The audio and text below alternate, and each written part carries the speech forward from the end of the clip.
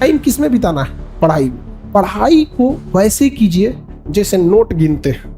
पैसा कोई गिन रहा है, मजाल कोई उसका कंसंट्रेशन खराब कर दे, डांट देगा, 2 3 4 5 6 7 8 9 ले धनाधन गिन दे।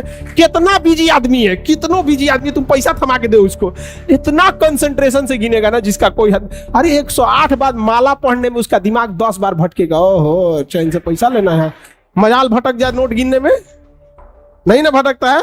तो पढ़ाई कैसे हो? जैसे नोट गिनते, ऐसे पढ़िएगा तो जिंदगी भर गिनिएगा, नहीं समझ आ गया? देखिए, एक और समस्या इनकी है कि पढ़ने के टाइम भूल जाते हैं।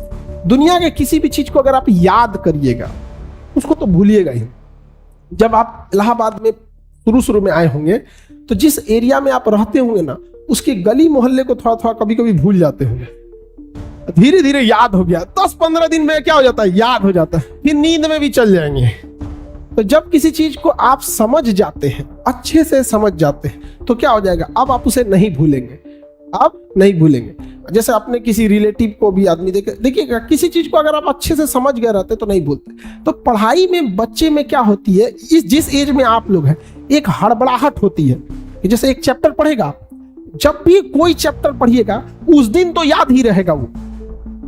अब आप उस दिन याद हो गया, उसको आपकी गलतफहमी, आप समझ लिए कि याद हो गया है, नहीं भाई, उसको तहियाना पड़ता है बढ़िया से एकदम। जैसे आज पढ़ लिए यहाँ पे, तो आज तो दुनिया का कोई सब्जेक्ट उठा के देंगे तो आप पढ़ेंगे। यहाँ पे आपके सामने 20 बार पंडित जी कोई श्लोक बोलेंगे तो आपको याद हो जाएगा, लेकिन फिर 10 दिन बाद भुला जाएगा, लेकिन उनको तो याद ही रहेगा।